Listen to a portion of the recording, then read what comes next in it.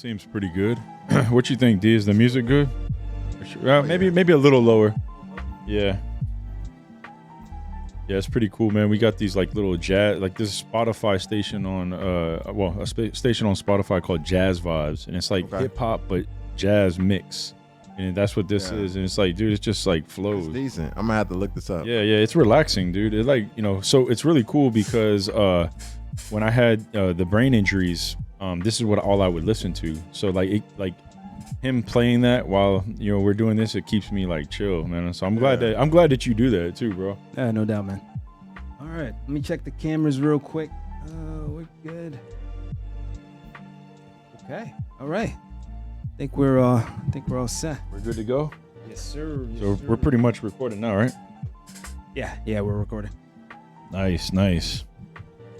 So D, how you feeling, bro? Man, I'm tired, bro. Yeah, working. Yeah, every comedian. Well, every comedian. We've only had two, but Jacoby was super tired too when he came. And by the way, this is you're good friends with Jacoby, right? Yeah. How did you guys meet, bro? So I've always seen Jacoby at the Improv. So even when I first came down to Tampa, I go to the Improv. I seen him one night at the Improv. I was like, man, who is this dude here? He was really funny, man. And I was like, okay, I didn't get a chance to really talk to him that night because he was the host, so he was all over the place. But being in the comedy scene, you run into people back. This is a very small scene here. So I think I ran into him somewhere, and we just exchanged information from there, Instagram, Facebook, and then we just kind of just started talking from there. But we didn't really start talking until maybe like a year ago.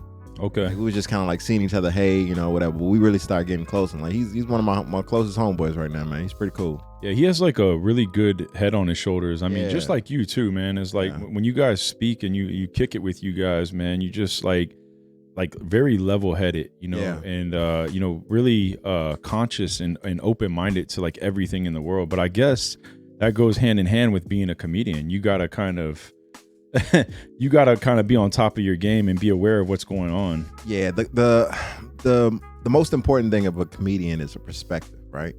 You have to have perspective, and you have to be aware of your perspective. You have to the more wider your perspective, the better the comedian. So when I hang around with other comedians, you know what I mean? Like I look for that. I look for them, the way their mind is, how they operate. You know what I mean? Like even people in general, like I'm very choosy of my friends. Yeah. You know what I mean? Certain people that's around my space, they got to be in my energy. They have to have a certain level of just a certain deeper level of perspective that I can be, get along with. Cause I just can't get along with everybody. Yeah. I'm just not that type of person. And he was just one of those guys that I was able to talk to, and I was like, okay, he's a deep thinker. Yeah, you know what I mean? And I get mentally stimulated when I'm around people who are deep thinkers. Definitely, dude. You know what I mean? That's just the type of person I am. Yeah, I understand that, man. Yeah, he when he came on here last week, he shared a lot of stuff with us, man. He had a couple of gems. I wish I had my book with me, man, but he was actually giving us some advice as well about being a comedian and what you got to do that. And man, it was awesome, dude. But yeah, that show that you guys did, man, we spoke about it a little bit, but this is all from like a clean, so God has had his hand in this. Yeah. Because that's how I met you. That's how I met him. Was you hosted a comedian show? What was the comedy show at that church? I always forget the name of it. It's Encounter Worship Center. Encounter Worship Center. Yeah. We spoke about that too last week. But man, you guys just killed it, man. And I always forgot the other comedian that you had on there as well. Toward the end, he was a darker dude. Goldie. I believe that was him, man. He was funny too, though. Like you guys. Oh no! He was really struggling trying to be clean. It wasn't Goldie. It was I cannot think of his name right now. I know who you're talking about. Yeah, he was struggling though, trying to be clean, but he did it. He did it, man. Like it seemed like it was a little bit harder for him than you guys. So it's a tough transition because how you practice is how you play, right? Yeah. So if you're always, cussing like normal, and you always, whatever like that, it's very hard to switch over to that. And it's always hard to turn that off. Me personally, I don't cuss a lot. When I'm at home and stuff like that, I don't really cuss a lot. So it's easy for me to kind of, transition for that over versus somebody who lives in that lifestyle. Absolutely. You know what I mean? It's a tough thing for a lot of comedians. Yeah, man. I could see and I told Jacoby this as well, man. Is I could see both of you guys doing movies, man. Especially you, man. You have the look, bro. And I know that's one thing that you've been focused on. I've been keeping up with you on social media, and man, you've been in that gym like crazy, bro. Yeah, well, here's the thing, though. Well, at least on social media, you have. Yeah. But here's the thing. So about a few years ago, right? My pops got diagnosed with cancer. Okay. Right. At that point, I think that was a turning point because I started to think of my own mortality, and I started to think of, okay, well, I'm getting older. I'm not getting younger. I'm getting older. I need to figure out a way to better position myself for if that was to happen to me in the future, whether I get cancer, diabetes. I have all that in my family. We all do. Yeah, exactly. So it's like, for me, I got to figure out a way to live. You know what I mean? I don't want to die. I want to figure out a way to live. And a lot of times when people hear those news, when you hear about family members or whatever, we just kind of just brush it off. But for me, I'm looking like, no, I got to figure something out. So I've been hitting the gym real hard. I've been, working on my diet, working on just different things. Even my family, like my kids, I make sure my kids are eating healthier. I make sure, they're active. Even during COVID, for instance, right? We didn't hide. We didn't stay in the house. I made sure they was active. They stayed out. You know what I mean? They went out and played. They went out and, you know what I mean? Because the moment you start slowing down, that's when your body start breaking down. And as far as with men, the thing that we have on our side is our physique. Yeah. And once our physique and our body starts breaking down, we're supposed to live and work forever. But if we can't do that, then we're not productive. So for me, I say, you know what, I need to go ahead and get my body and mind right. And that's what I've been doing, man. And just since then, just getting the body right makes, it just automatically start making you think a different type of way. Like you in that gym and you just start, like some of the best motivational speakers are them people who in the gym. Absolutely, man. Like they be talking crazy stuff. I'm like, man, like every time I leave the sweat room, I want to go ahead and make a motivational speech. It's just something about working out, you know what I mean, and give you that. I think it's the oxygen that hits the brain, and it just helps you think. The dopamines, man. It's that just too. That, and you're releasing like endorphins. Yep. And it just dude, it helps you think. Yes. And have clarity. Yeah, it's the blood flow too. Things. All that to the brain. Because when I ride the bicycle, bro, that's when I think my best, and I'm like, man, I'm coming up with all these rhymes and poetry and just figuring things out in my life, bro. So I think it's exactly what you're talking about. But man. It's funny what you just said about how men are built to work forever. Yeah. Basically work until we die. Yeah. That's absolutely right. Like men are designed for that. So absolutely. And one of the things I like to talk about, I don't know if it's too early to get into the subject. Bro, let's go, man. I always bring up the fact that this generation of modern feminism, they strive or they push women into the workforce to work and focus on the career and their education. This is the first generation, or maybe it was my mom's generation that was the first generation to have full and equal rights in the workforce. We don't know the results of women working until retirement. We don't know the results of women being in the workforce until they die, right? Because men are built for that. We're built to work forever. Yes. And we don't know if women are, but we're going to find out, right? Because that generation of women who were born in like the 40s and the 50s, who had full rights or equal rights in the workforce, they're now entering the retirement age. Yes. And the vast majority of them are not going to be able to retire comfortably, right? Which means they're probably going to have to continue to work through retirement, 65, 70, 75. Are they built for that? We don't know. We're going to find out. Yeah, we have no kind of, any type of results that shows that. But what we do know is that the fact that they are getting more money, more education, than they've ever gotten. And there's actually studies that show that they're more depressed than they've ever been. Absolutely. You know what I mean? Our women are more depressed. The children are more depressed than they've ever been. And like, what happened? You know what I mean? Like, what, if we really look at it, like what really happened between the 60s and the 70s and the 80s till now, right? Because that's when everything started to happen. The 60s and the 70s, that's when the family structure just went that way, right? But what I started doing some research was what happened around the 50s. We started doing the Food Stamp Act. And we started allowing, women to have a little bit more rights and allowing the government to be able to assist them a little bit more. Right. So with Social Security, food stamps, and different things like that, women started to say, okay, you know what? we have this, and we're okay without you because we have this. So they start depending on the government. Now it's even worse now, because I just saw DeSantis. What did he just do? He just gave money to single women, and he just gave like a stimulus. To single women, and I think it was adoptions, kids that were adopted and different things like that. And I see especially black women. I see black women on social media rejoicing. They're like, "Oh, with DeSantis, where's my money?" And it's crazy. It's like, so you guys will be submissive over a government, but not a man. Yeah, you know what? They'll be submissive to their boss. Yeah, at work. They'll go to work every day, and they'll do exactly what that man tells them, because that man gives them a paycheck at the end of the day. Yep.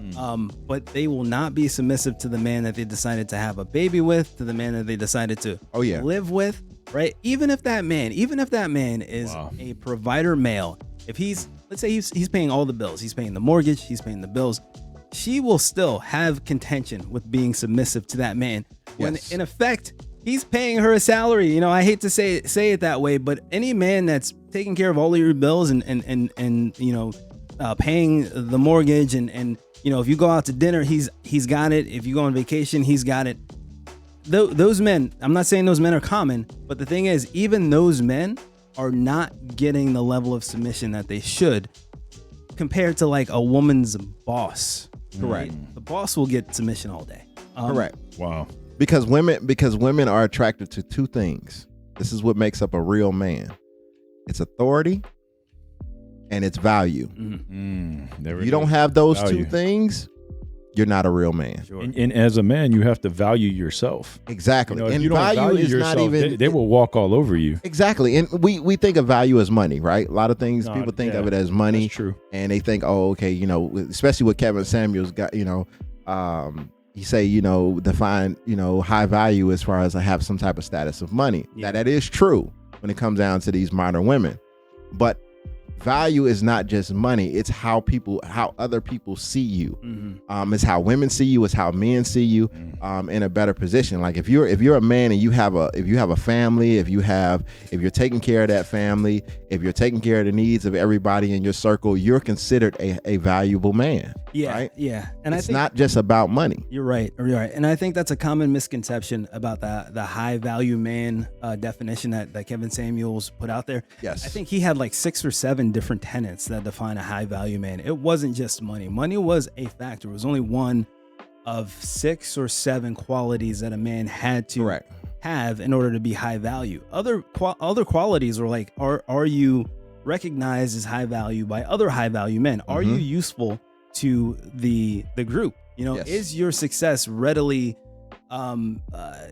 recognizable or easily ascertained by other people? There were many other qualities. You know, it wasn't just the money thing. So there's a lot to being high value. You're absolutely right. It's not just money. There's way more to it. But I think guys have understood that for a long time, right? That's something we automatically understood. You were born into this world understanding that you will work for the rest of your life, right? It is something inside of us internally that we just know, right? And I think that's the masculinity that inside of us, that every man is like a hidden like these hidden rules that we automatically know that exist for us. Absolutely. Right?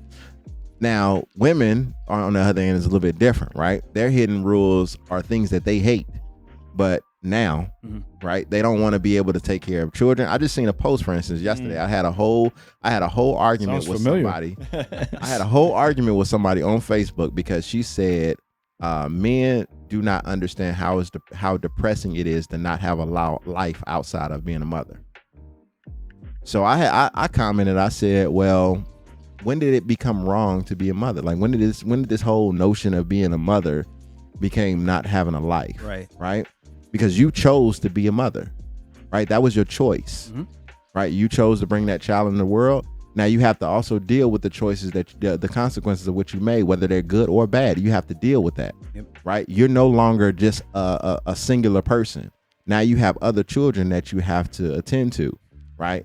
And if you have a husband, and you have to attend to him. But the problem is that came from, I don't think that even came from an older woman. I think that came from a child. They came from somebody who is upset at the fact that they don't have any type of room to be able to go out here in this world and live hot girl summer. You know what I mean? Like, that's the problem that we have right now. All these women think that they're that free that they can go out here and they can make babies, still be able to party, still be able to make money, still be able to have success in the education. They have all these different expectations on them now. You can't do it all. You can't. You know, You cannot do and it really, all. that's not really your role. That's Yeah. not supposed to be your role. So they have lost understanding of their role, and it really comes down to like younger women, because I feel like older women, they get it. You know, like man, when you speak to an older woman, man, they completely, man, they're awesome. They're gems. Sure. But man, we need these younger women to understand this stuff. Well, it's the You know, social so the media older age. women need to get this. You know, I don't know if there's some type of fellowship, the church, or however you do things, but these older women need to talk to these younger women.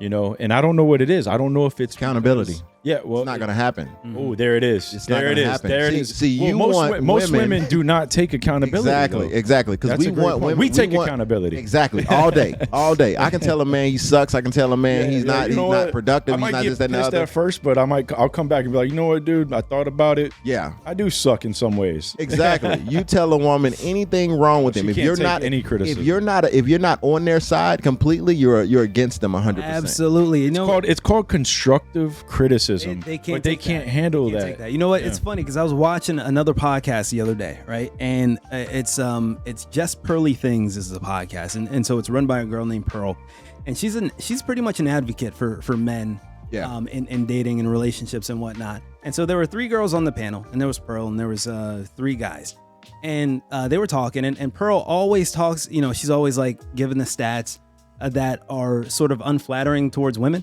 Yes. Right. And the women on the panel, they don't like that. So at one point in the conversation, one of the girls looks to Pearl and she's like, you're always advocating for men. Do you have a lot of brothers or something? And yeah, Pearl has like 5 or 6 brothers. And she's like, yeah, I got a lot of brothers. And they're like, oh, that's it. I'm thinking to myself, so you think it's weird that a woman is advocating for men, but if you flip it and you have a man who's advocating only for women, clap. That guy's awesome. You know what I'm saying? Like, that man, we love that man. As soon as there's a Derek Jackson on deck, he's advocating nothing. He's advocating for the opposite sex. It's great, but as soon as there's a girl like Pearl on deck who's advocating for the opposite sex, it's a problem. It's weird, you know. And that's only a female perspective. For me, as a man, I think it's great when people of the opposite side advocate for the opposite side and their own side. I think it should be, it should be equal. Yes. We should hold both sides accountable. Yes. But I don't think it's weird. I don't find it weird when a woman advocates for men, and I don't necessarily find it weird when a man advocates for women. I think it's just what it is. But for women, if you don't advocate for them 100%, it's weird. They don't accept that, especially from a woman. Yeah, you're against them 100%. And it's funny that you say that, because even if you're with a woman 100% and you're with all of their ideologies, it's still not enough. Well, You know what I mean? I think And that- that's the problem, though, man. Is Yeah. I think we should not be trying to serve women. You know, like, and I think that's what we've been kind of doing wrong for a long time. We've been trying to keep them happy, and basically, there's been a lot of complaining for years, and we've budged. You know, we've given an inch, and now it's taken a mile. Now they've taken a mile. I feel like, and this sounds really bad, but it is true though. It's absolutely. You know, I mean, it's like, and there's just been so much complaining, and it's like, where's the appreciation? Sure. Where's the appreciation for the man? It's like there is no appreciation anymore. And I don't know, I don't know how we get that back. And I also, my other question is like women say they want a good man, but when that good man shows up, they don't go with that. They don't respect. So it's like, what do you really want? You know what I'm saying? Like, what do you really want? I'll say all of you guys, we all went through high school. We went through middle school, high school, elementary school, right? Even in middle school, elementary school, whatever, high school, we all saw the good men. Oh yeah. In the class. Yep. Nobody wanted him. No. What did they want? They wanted the bad boy. They wanted the the athlete. jock. They wanted the one that had all the girls. Yes. All of them women wanted that There it 1% is. guy. Well, There it they is. want the dude that other dudes want to be, and they want the dude Yes. that other women want to be. Exactly. They want Future, but they also want Russell. Right. And it pisses them off because Russell acts. I mean, Future acts the way he does. But they also like the security and everything that Russell brings. Yeah. They don't know what they want. They want a bad boy. They want a pimp. They want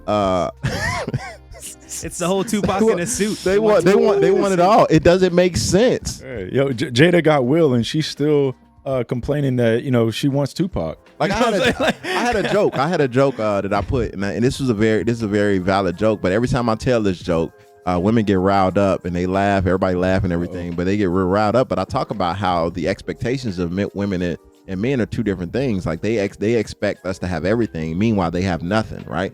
They want us to have all these things: a house, car, big dick, faithful. They want us to have everything. They want us to be a unicorn. You want it all, right? man. You want it all. Meanwhile, when we see y'all, we know it's something wrong with y'all. Oh, I saw that. I saw that. Yeah. We know it's something wrong. We know if you got an ass, you probably ain't got no titties. If you got titties, you probably ain't got no ass. If you got both, then something wrong with your pussy. Something wrong with you, right? We know that there's something there. Yeah. But that's just because of how we're wired. We're wired realistic. Yeah, absolutely. Like we know it's something. Yeah. It's so funny that you say that. I went to a church called The River the other day, and the pastor was getting fired up, man. He was talking about these young women. Yeah. And he's like, man, you guys want all this, but I'm looking at you, and I'm like, what? Like, he said it. Like, wait, you saw this live? Yeah. About 3 weeks ago. This church called The River. It's over, I believe, in Brandon. Okay. But they have some the service was 4.5 hours long. Dude, that's. But it was the pastor was like straight entertaining the whole time, man. And he had some really great messages. He preaches the word of God, but he also, made these comments, man. And I'm like, man, he's like up there, like, and then he was actually like attacking like the government to some degree and saying that, we need to tighten up, grow our own foods. And a lot of the stuff that they're doing at that church, they're trying to prepare you to be self-sustainable. Okay. Which, I'm not sure completely about it. I was only one time going, but I liked what they were doing. But just that comment alone, though, man, like what do you got? Like, you want all this from a man, but he goes. The main thing he said is like, you young women, you need to lower your standards. Yo, it's like, so interesting. You can't tell women that now. You cannot. It's so interesting though. This conversation is so mainstream that it's hitting the churches. You know what I'm saying? Oh yeah, good point. Yes, but yeah, you're right. Wow. You cannot tell women to lower your standards because they think their standards are higher than what their value is. Absolutely. But how did we get here? Like how did we? You know how we got here? Please Our tell parents told us. The 70s and the 80s parents messed us up. Okay. The 60s, the 70s, our parents right now, our grandparents were better people than our parents. I love my grandparents. That's a great point. Our parents were terrible. They were in the crack. Man, that is like a really. I'm not. It's sad. I'm not gonna say because I love my father, I love my mother, whatever like that. But they weren't great when it came down to relationships.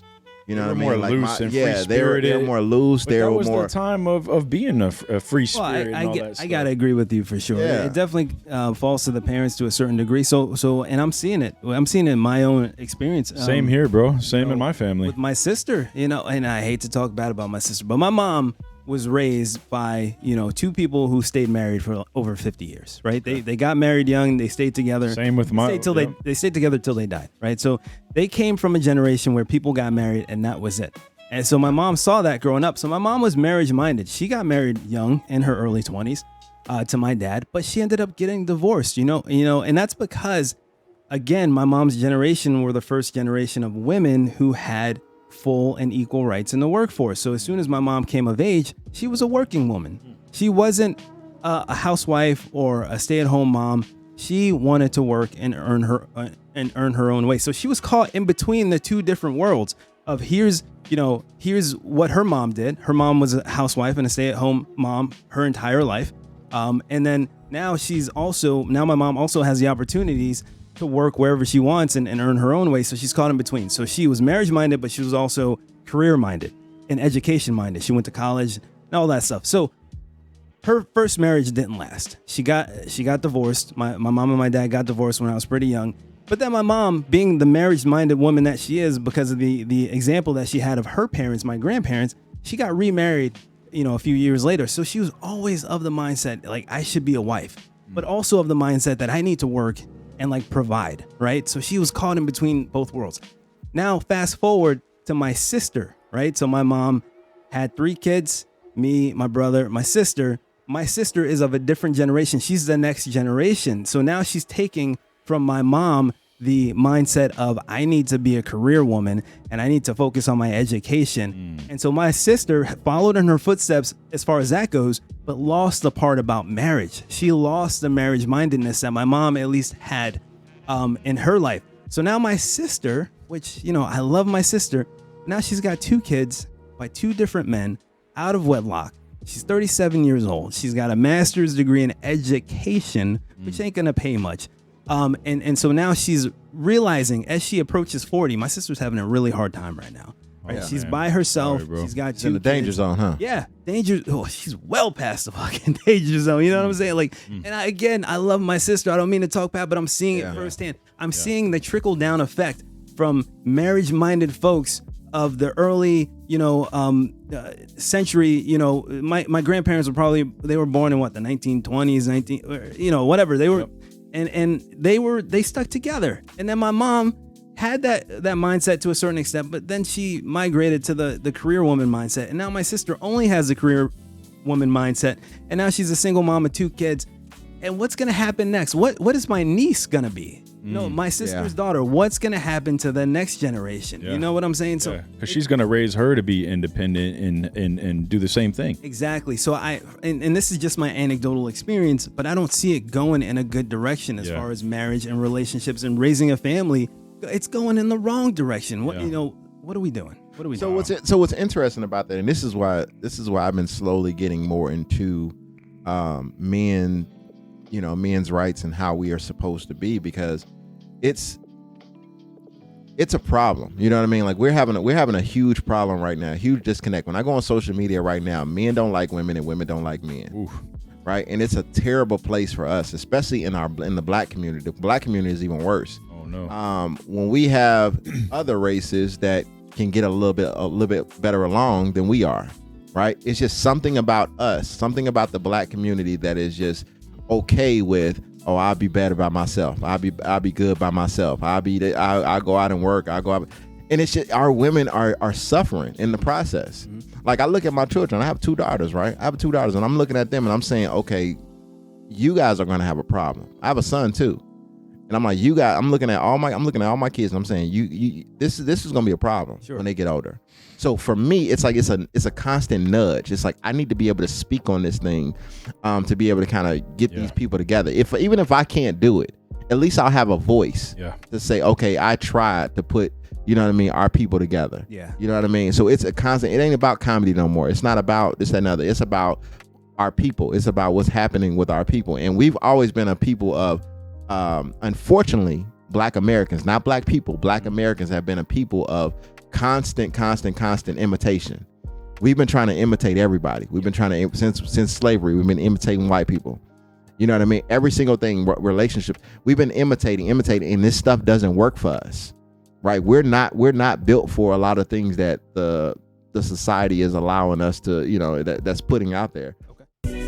Hey guys, thanks for tuning in. You can catch all of our episodes on YouTube and Spotify at Better Gents Podcast, and follow us on Instagram, TikTok, and Twitter at Better Gents Pod. Thank you and take care.